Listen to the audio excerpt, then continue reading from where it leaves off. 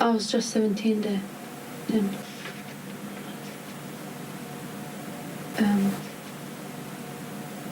some of the times it was in the living room that he raped me, or in the bedroom. I didn't know if this was normal in my culture or in here. And he had like twisted my hand really strongly there.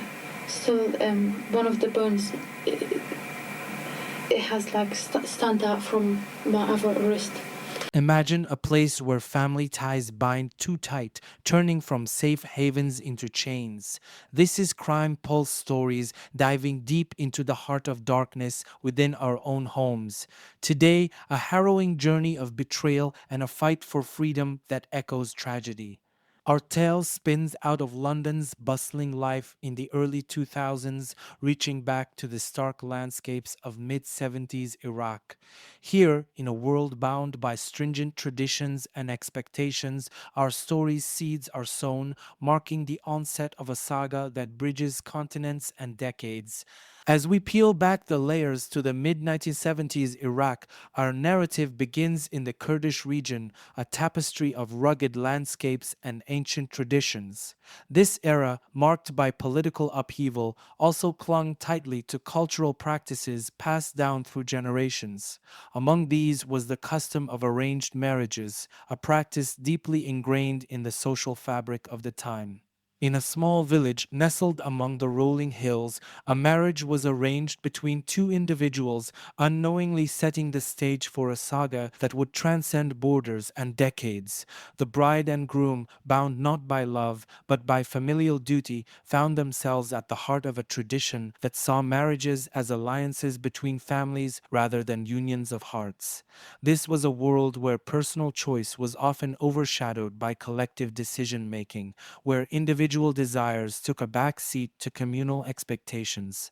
The ceremony, a vibrant tapestry of color and sound, was emblematic of Kurdish culture, with music, dance, and traditional attire weaving together to celebrate the union. Yet, beneath the surface of celebration lay the complex dynamics of arranged marriages, highlighting the tension between individual autonomy and cultural preservation.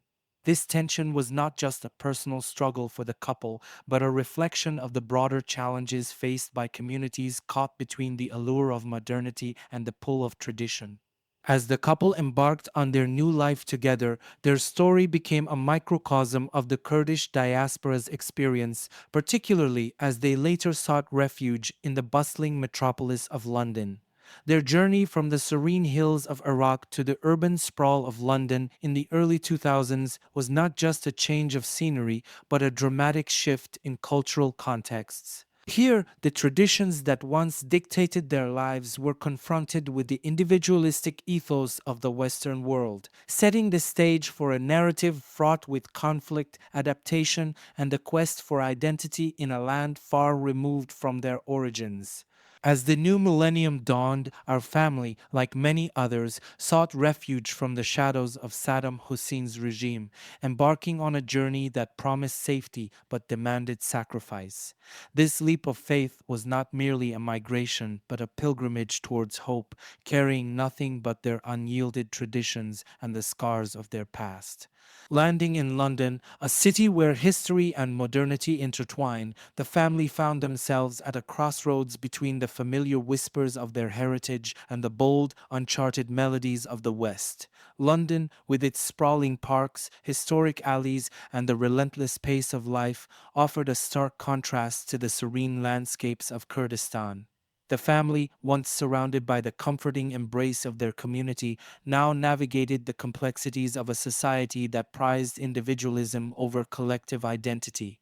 The challenges of assimilation were manifold. Language barriers and cultural nuances became daily hurdles, transforming simple tasks into daunting tests of resilience. Yet, the most profound struggle lay in reconciling their deeply rooted traditions with the values of their new home. The concept of arranged marriages, communal living, and the interdependence they were accustomed to clashed with the Western ideals of autonomy and personal freedom. As they carved out a space for themselves in this new world, the family grappled with the dichotomy of preserving their cultural identity while embracing the opportunities for self determination that the UK offered. The children, especially, found themselves living in two worlds, adhering to the traditions of their ancestors at home while navigating the liberties and expectations of British society outside their doorstep. This period of adaptation was a testament to the resilience of the human spirit, showcasing the family's ability to hold onto their roots while stretching their branches towards new skies. Yet, as they would soon discover, the journey of integration was layered with complexities, and the quest to balance the old with the new was fraught with internal and external conflicts. This chapter of their lives highlighted the universal struggle of immigrants everywhere, the search for a sense of belonging in a world that often feels too vast and too constricted at the same time. In the heart of London, beneath the facade of assimilation, a storm was brewing, a tempest rooted in the clash of tradition and the yearning for autonomy. Our protagonist, a young woman of Kurdish descent, stood at the precipice of this tumultuous battle, her dreams and desires tethered by the chains of her family's expectations. Raised in a world where the collective will of the family overshadowed personal aspirations, she found herself ensnared in the webs of arranged marriage, a tradition that had followed them like a shadow from the mountains of Kurdistan to the bustling streets of London.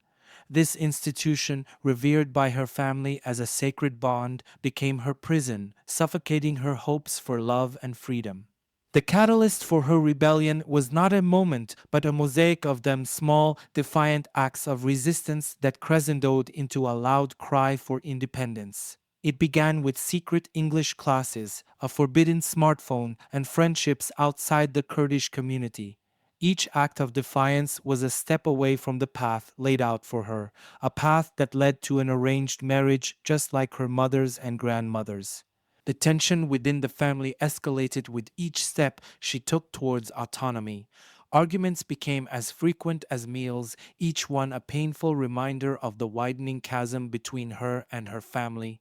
The psychological torment was relentless. Guilt was a constant companion, whispering that she was betraying her heritage, while her heart screamed for the right to choose her own destiny. Her breaking point came when she refused the marriage proposal orchestrated by her parents, a decision that reverberated through the family like a shockwave. Accusations of dishonor were hurled at her, each word a dagger to her heart. The home, once a place of solace, became the arena of her greatest battles. In the end, her quest for autonomy led to her exile from the family. Cast out, she navigated the complexities of a life on her own, every step forward marred by the weight of her betrayal. Yet, this exile was also her liberation, a bittersweet freedom purchased at the cost of familial bonds. Her story is a poignant testament to the struggles faced by many young women caught between the rock of tradition and the hard place of modernity. It underscores the emotional and psychological turmoil wrought by the clash of values, a turmoil that often goes unseen behind closed doors. In the shadow of freedom's promise, the narrative reaches its heart wrenching climax, where the pursuit of autonomy spirals into an unforeseen tragedy. The young woman, once buoyed by dreams of self determination, finds herself ensnared in a web far more perilous than the confines of tradition she fought to escape. The turning point arrives on a seemingly ordinary day, marked by an act of defiance that would forever alter the course of her life. She makes a choice, one that to many might seem inconsequential, but in the context of her life is revolutionary: a clandestine meeting, a declaration of love, a refusal to return to the life she was destined to leave behind. This decision, made in the sanctuary of whispered promises and hopeful plans, becomes the catalyst for catastrophe. As word of her actions reaches her family, the tension that had simmered beneath the surface erupts. The clash of cultural expectations and individual desires culminates in a confrontation that seals her fate. The details of what transpired remain obscured not by the passage of time, but by the silence of those who bear witness to the unspeakable.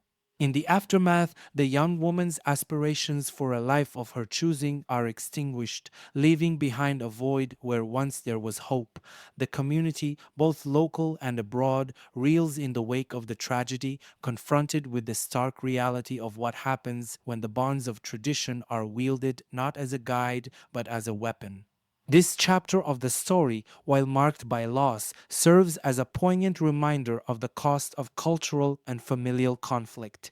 It's a testament to the courage it takes to seek one's own path in the face of insurmountable odds and the dire consequences when the sanctity of individual choice is not just challenged but punished. As we reflect on this tragedy, it's with a heavy heart and a call to remember the young woman not just for the manner of her passing, but for the strength of her spirit. Her story, though marred by betrayal and loss, continues to resonate, urging us to look beyond the surface and understand the complex interplay of culture, freedom, and the indomitable will to forge one's own destiny. In the quiet aftermath of tragedy, the ripples of shock and mourning extend beyond personal loss, sparking a societal and legal reckoning.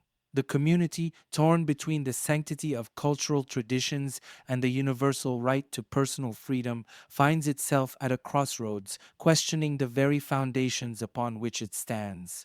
Legal outcomes and societal responses unfold in the wake of the event, bringing to light the intricate balance between cultural preservation and the need to protect individual rights. Advocacy groups and local authorities engage in dialogues aimed at preventing such tragedies, highlighting the urgent need for cultural sensitivity coupled with stringent legal protections.